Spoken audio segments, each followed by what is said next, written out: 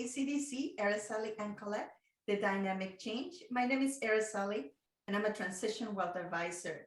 And I help professional women to get and rearrange their finances so they can get out of debt quicker and retire faster. And as you know, I'm also a real estate investor. And I'm here with Colette, my partner, and we have a special guest. The subject today is paralyzed by the finances and the smart way to separate. Okay, Colette, can you introduce yourself and introduce our guest?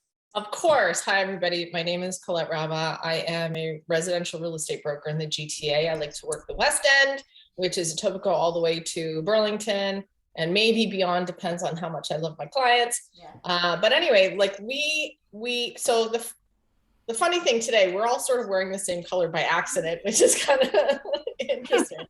But also, like we are very familiar with what Marian does, and what her specialty is helping people during a separation. So she is a mediator. She isn't a lawyer.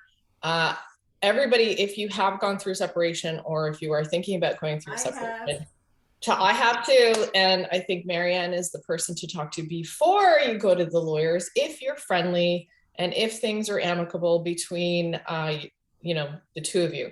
So Marian, is that correct? You can tell us your company name and everything else. And I love your Christmas background. I feel bad. I feel like I'm in my background is not very Christmassy. But anyway, welcome to the show. Thank you so much. So I'm an accredited family law mediator and divorce coach. The name of my company is Absolute Dispute Resolution. So I help clients who do not want to go to court. I help them avoid court, the expensive fees involved with court, and we settle out of court. And I also, in the coaching side of things, prepare my clients for divorce. So Marian, what would you say is the biggest issue when people are separating? What is their fear of not, going through a separation or divorce? Tell us more about that. Well, a lot of people, even if they're in an unhappy relationship or a toxic relationship, tend to stay in the marriage because they don't think that they can manage on their own financially. They're afraid of what position they'll be in. They're afraid of leaving the matrimonial home and who will get the home and things of that nature. Yeah.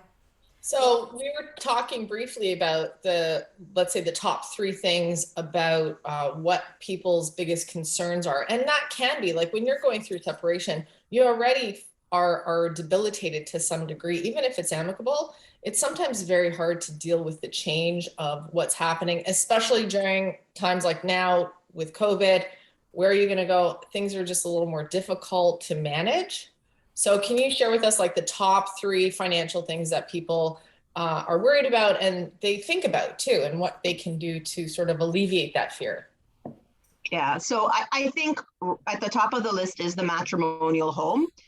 So a lot of times I find people want to stay in the home. One party would like to stay in the home. Sometimes it becomes an issue where both want to stay in the home, and that's kind of where mediation gets involved and helps sort that out.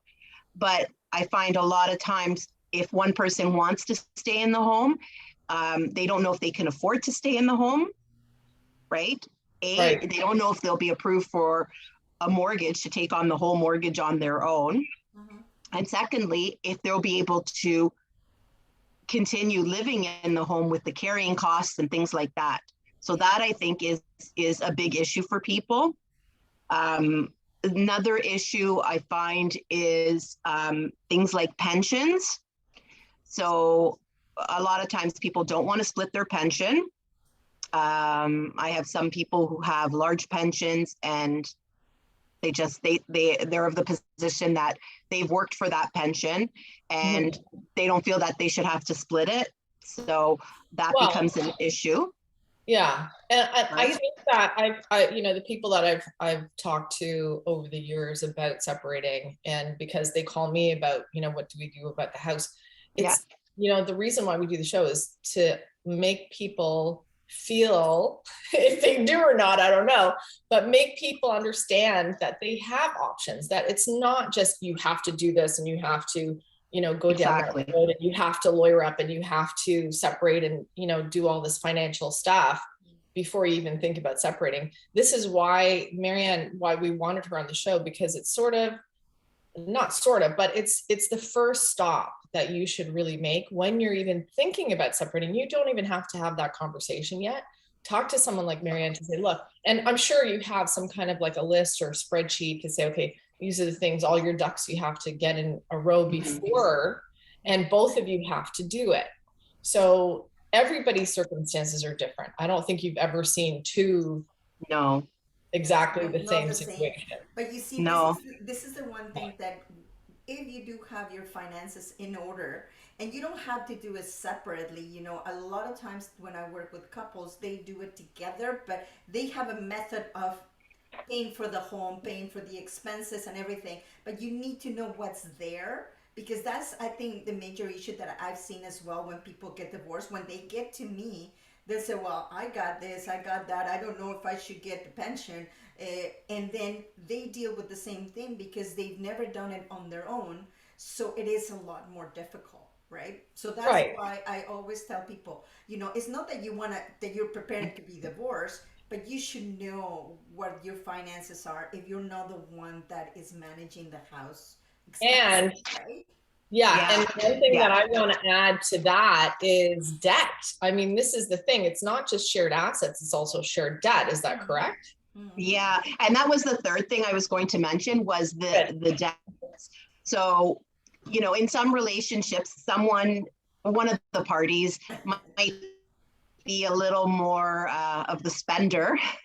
Right. And the party who is not so much the spender doesn't want to have to incur half of those debts, but that's just part of it, right? And they don't want to. The thing is, if some people have a lot of debt, the other person might have to claim bankruptcy or go through a consumer proposal. I've had cases where the debt is so high, excuse me, after they've sold the home, they still owe money on the home because the debts were so high that the equity in the home didn't cover the debts. So that's something that people fear of as well. And of course, I find there's always one person who deals with the finances more than the other. Yeah. And sort of one person is always kind of kept in the dark. They don't know. I have clients who don't know where their banking is. They don't know how much they pay for utilities. They have no idea, you know, and the other thing that I think needs to be addressed is also financial abuse. So that's a big thing in separations and divorces where one person doesn't let the other. Sorry? I was just saying, give us an example.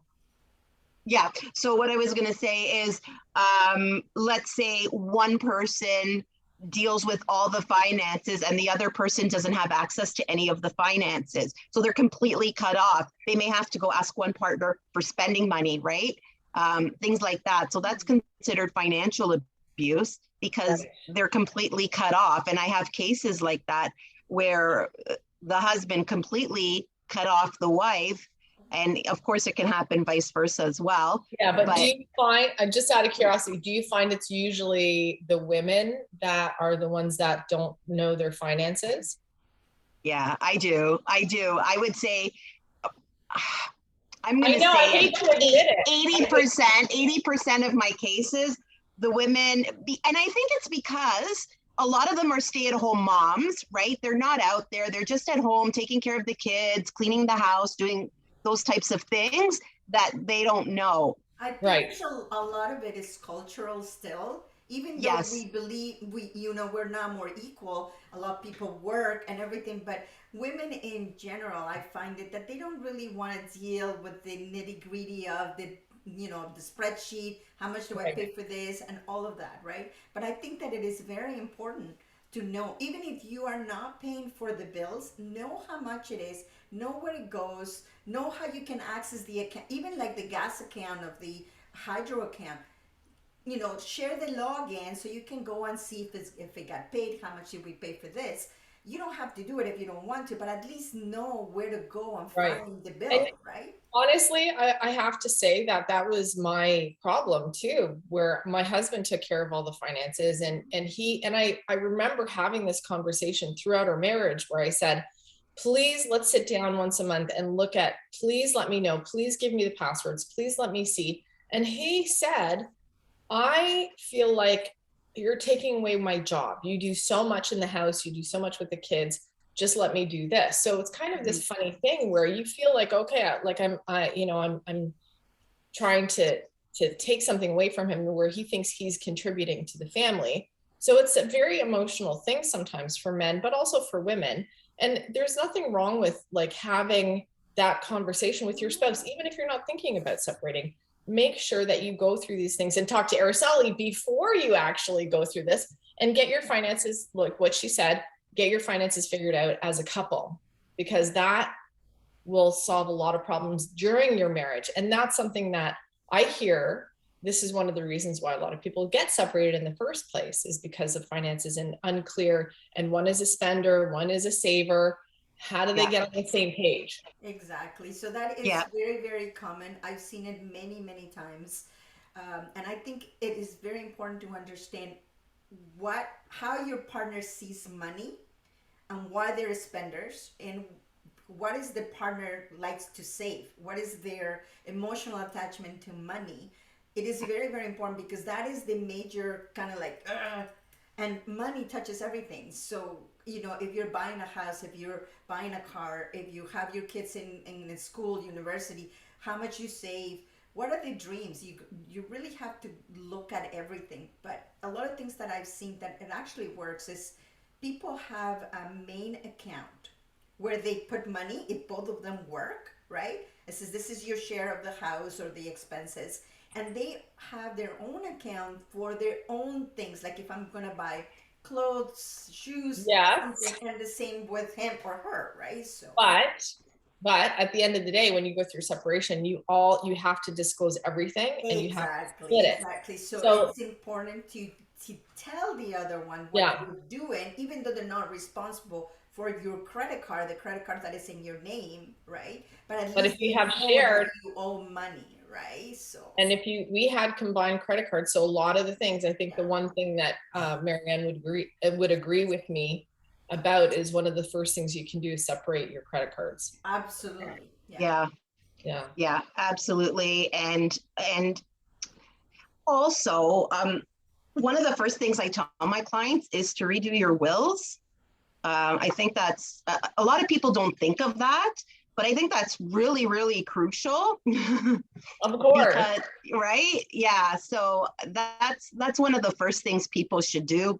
Look at their wills, power of attorneys, all that stuff really, really needs to be taken care of. That you change the beneficiaries in your life insurance policies, and if you have segregated funds that they were pretty much the same, make sure that they change the beneficiary, because if something happens, remember, it will go back to your ex-spouse. Even if you are maybe remarried, you want to make sure that you change that, with absolutely. Well, even insurance policies too, and to know who the beneficiaries are on there. So it's not just your will, you have to look at everything really and go through everything. Yeah, you do. And I find a lot of people are afraid to do financial statements. So in family law, financial statements are mandatory, right?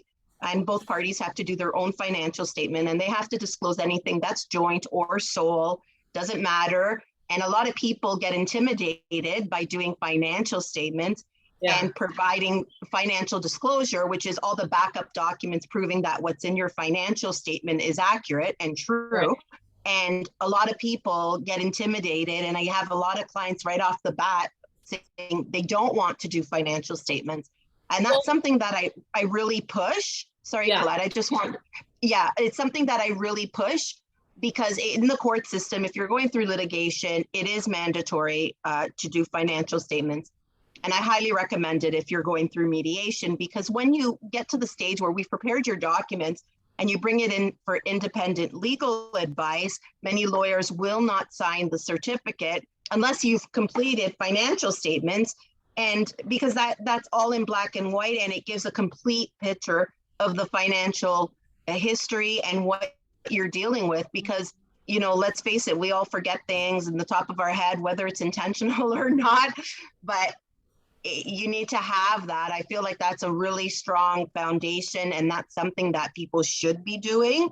Of course, in mediation, we can't force anyone to do them. So if they decide to waive it, we do have them sign a waiver to that effect. But then when they get to the stage where they want to bring it for independent legal advice, they may have an issue and they may have to ultimately do it then. Yeah, so that is important. Let me just say something here, Colette. Having a financial statement is what I do with my clients all the time. Like, we do a review every year.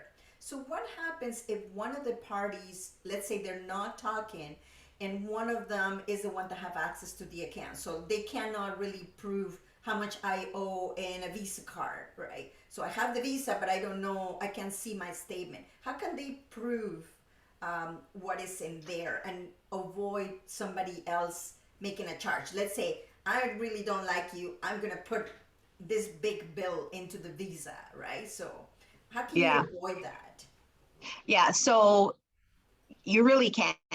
I mean, if somebody wants to charge something to their credit card, you really can't unless the accounts are all frozen, and you'd need a court order to do that. So you'd need to go to court, and that would be one of the issues that you're concerned about, and ask the judge to put it into an order at that time. Then the order goes to the bank or the credit card company, and that account is frozen. That's really the only way that you can do it. Well, doesn't it have something to do with the date of separation? Yeah, I was just going to say. Yeah, you have your date of separation. This, like, how many people I've said this to, like, get your date of separation firm. You both agree to it, because that is going to save you, whichever party, it's going to save you a lot of headache. Because if you don't have that date written, and please, this is the thing that I'm going to ask Marianne to explain what the date of separation means, because there are rules when it comes to date of separation. So even if you live together, you still can live in the same household, but there are certain rules to qualify for the date of separation that you both agree on, and get it in writing. So Marianne, what does date of separation mean specifically? Okay, so that's that's kind of the cutoff, right? So it starts at the date of marriage, it ends at the date of separation, and anything you've accumulated in the middle, whether it's debt or asset, is split, right? So if I'm separated today, and then tomorrow I go take out a loan, my partner or my husband would not be responsible for half of that, because that's the cutoff. We're now separated, right? Thank you. Yeah, so that's a really important date.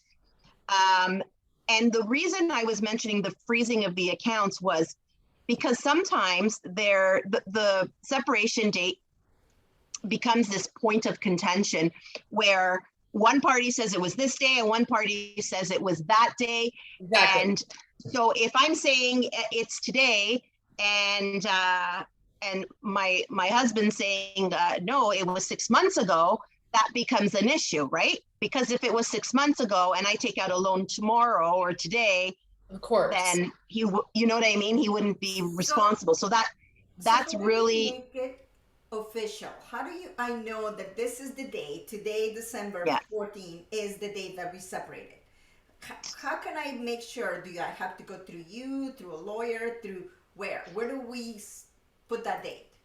So for me, I always tell people that you should have it in writing, either an email or a letter to the other person saying, you know what, effective today, we are separated.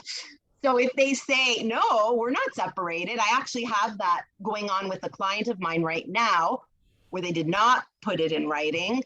And I also have it with another client where they did. And the one that did actually sent an email and said, this is the date we were separated. And he's arguing that, no, we're still together to this day. Okay, but then if even though we're in mediation, judge, right? If you go in front of a judge and say, okay, my date of separation was June 1st, and today is December 15th.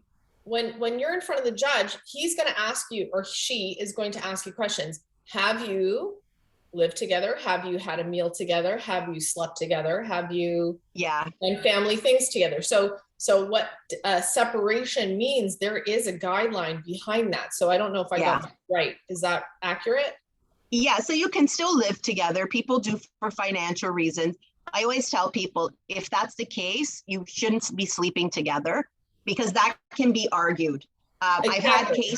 I've had cases where I have a couple that is separated, living together and sleeping together, and it creates this gray area. And sometimes, and sometimes it's okay, and sometimes it's not, right? So to make it very clear, you should not be sleeping with the other person.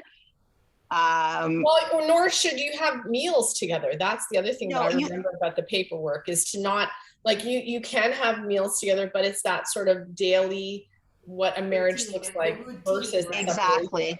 So and it's I totally you can't go on living like you did before when you were married. There has to be some kind of break and difference. Right. You can't, oh, you know what? It's Sunday. Let's all go to church together, right? There's lots of marriages that can't just be sex. There's tons of marriages that nobody's having sex. So you can't say that. That's not fair. No. There has to be other things. There has to be a unit that they spend time together. They enjoy each other's company, that sort of thing.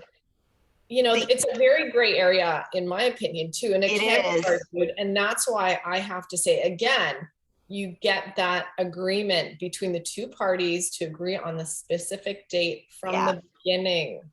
And if you can't back together, if you can't, at least you have that whatever email or a text message or whatever saying, effective today, we are separated. So that if the other person argues, even if you don't agree at that point on the date of separation, but if it does go to litigation, at least that's very clear that, hey, this is, as long as one person advises the other and says, hey, that's it, we're separated today. Yeah, according to me, this is the day of separation. This is the day. So, I moved out. We are no longer together. Like this is it, this is it, right? Yeah.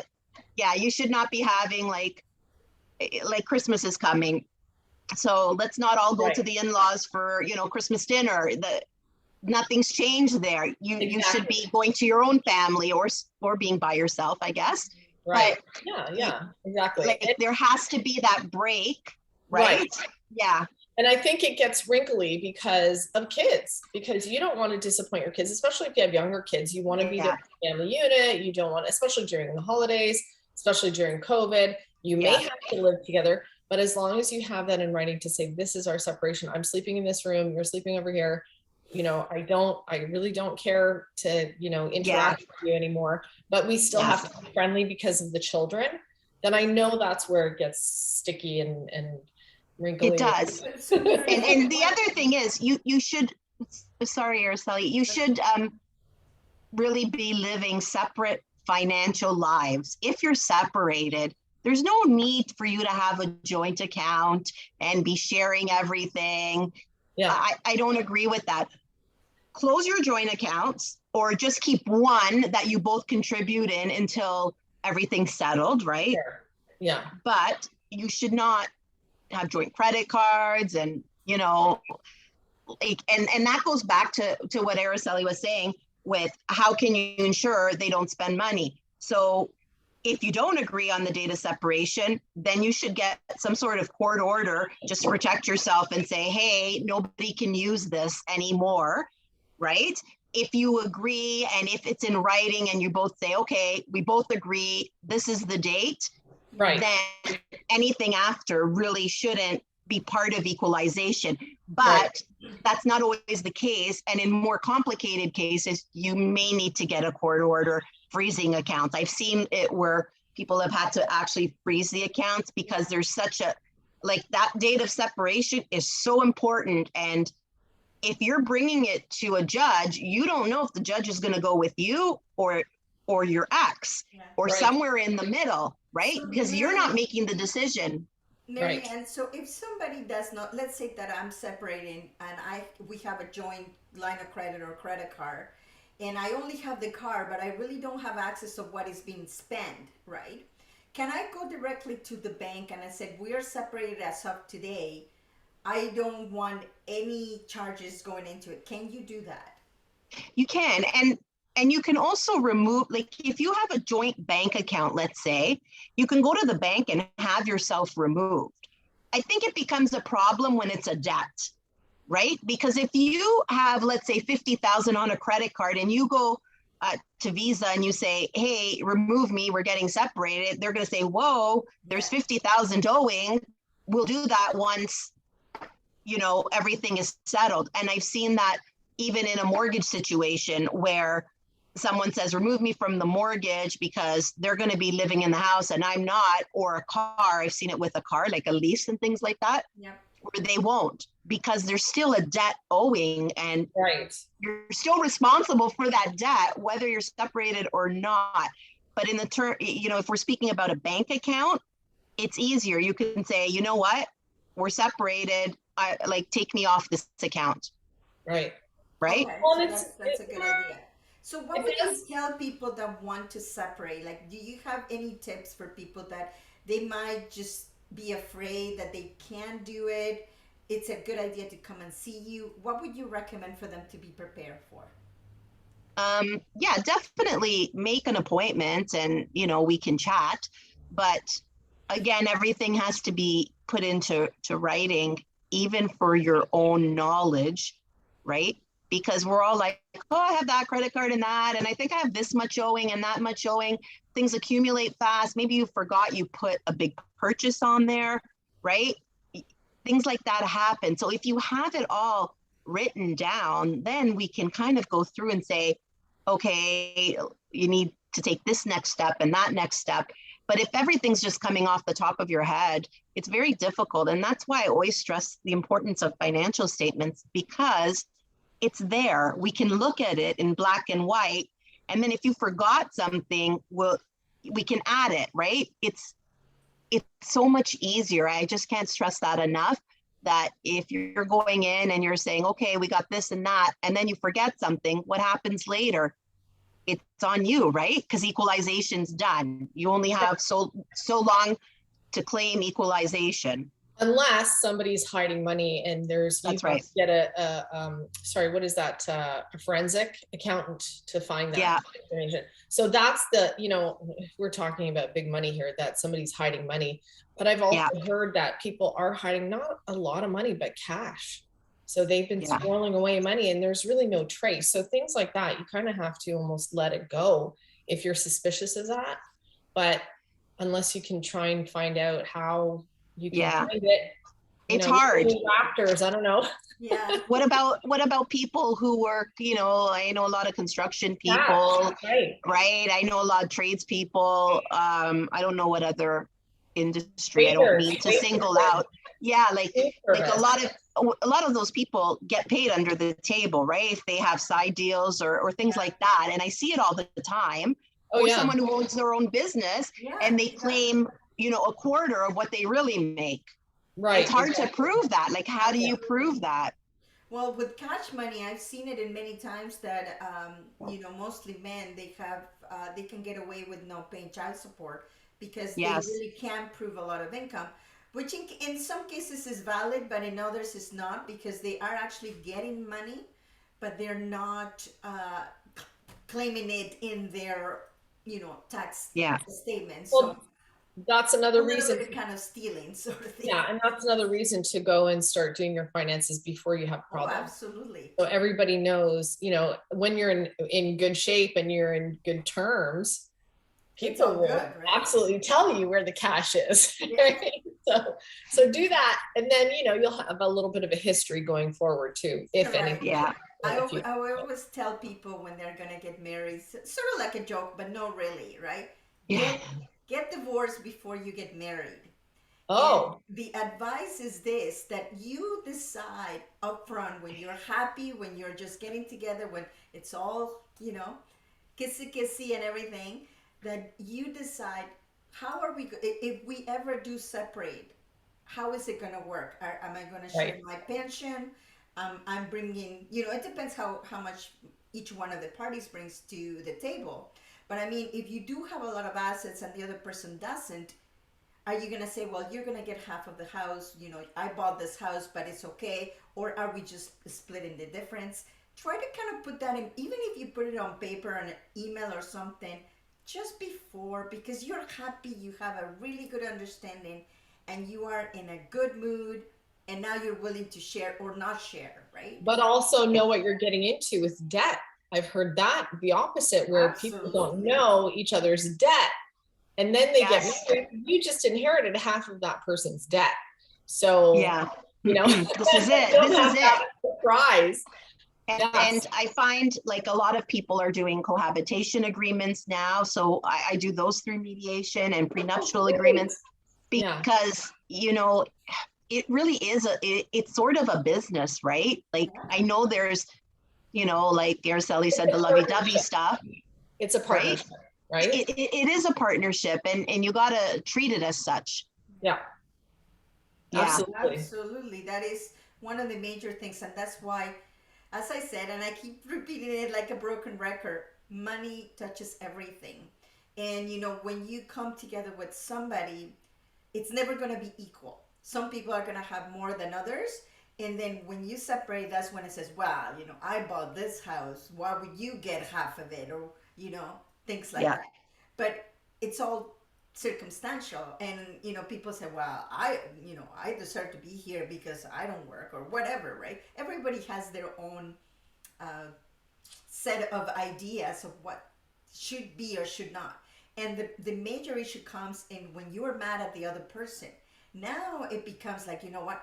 I can get this much. Why not get it, right? And then you go into a fight, and then lawyers and money out the door that it shouldn't be, right? So I think that that's why it's important to have this conversation early on, even if you don't have any problems, to say, if we ever get divorced, how are we going to manage this? If Of you course. have younger kids, where are they going to go? And There's so only on. 2 ways that marriages end, either in death or divorce. So guess what? You're going to have to figure out your finances anyway. You're going to be Exactly. one of you is going to be alone at some point. Yeah, Unfortunately, you just have to have that really tough conversation at the beginning. So I love the idea of having that cohabitation agreement, even if you just want to live together, even if you just want to try things out before you get married. Very, very important to have those conversations. And I know they're tough. I know it's not fun, but at least it's very clear and you'll feel much better after. So we But want it's you a to lot avoid easier. the Yeah. problems when you get separated. It's a lot Yeah. easier to have that conversation when A you lot are easier. in a good mood and you're just having a chat, right? Instead of Yeah. being angry, and now you want everything you can possibly get. And that's Right. completely different, right? So Yeah. And that's the nice thing. You have 2 great resources here to talk about these things. So this show is actually for people who are just getting married, not getting divorced.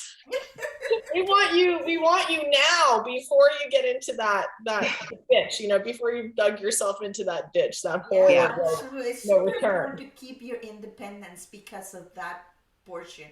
I'm not saying don't share things together, but do it the smart way. So because as Colette said, if somebody passes away, you're still gonna be in the hook with to manage everything. I may as well know in advance what you're gonna be doing. Yeah. Marian, do you have any final words for people that are going through in this time and the holidays? What would you recommend for them to do? It's a tough time of year for people, right? For a lot of reasons, but I would say that self-care is important as well during these times. Just kind of take a step back and celebrate the season more than anything. I know a lot of my clients are putting things on hold until the new year, just to kind of give themselves a break. I think that's really important to remember that as well. And I just want to say too, like, while on the same note is, take care of yourself, but also lean on your people, your friends, your family. Yeah.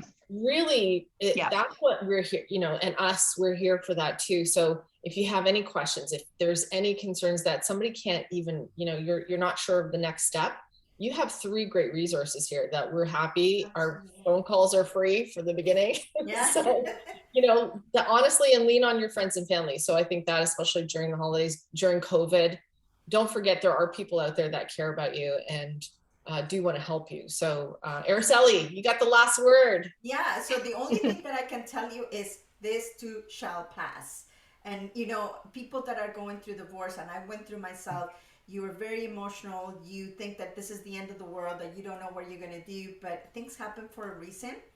And if you have decided to end the relationship, do it the most amicable way that you can. Try to do it through a mediator instead of a lawyer, because it's going to save you a ton of money, right?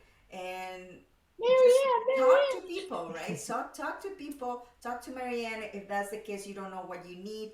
If you are overwhelmed about putting a financial statement together, I can help with that. Marianne can help with that as well. If you think about your home, are you able to do something with it? Talk to Colette. She has great ideas. You might be able to do something to keep the property if that's what you want. So that is basically what I have to say. Me going through it, I know that Colette has gone through it as well. And Marianne, have you gone through a all similar these people all the time? So. Yeah. See, Marianne too. She not only walks the walk, she talks the talk. Or Yeah. vice versa. Yeah, for real. So that is Yeah. it. And after that, have a happy holiday, and I hope everything goes well for next year. We're very excited to have Marianne with us today. Thank you so much for sharing all Thank of this you. information, because I think people don't know, they feel alone in a situation Mhm. like this, which you should be looking for professionals. Remember, also lean on friends, but if you are looking for advice, talk to somebody that is involved in that realm. So please do that. So don't get overwhelmed, and get somebody else to help you. So with that alone, thank you so much, Marianne, for being here. Thank Thank you, you. Colette. And Thanks for joining us, everybody. yeah, we'll see you later. So we'll see you next week. Bye. Bye. Bye.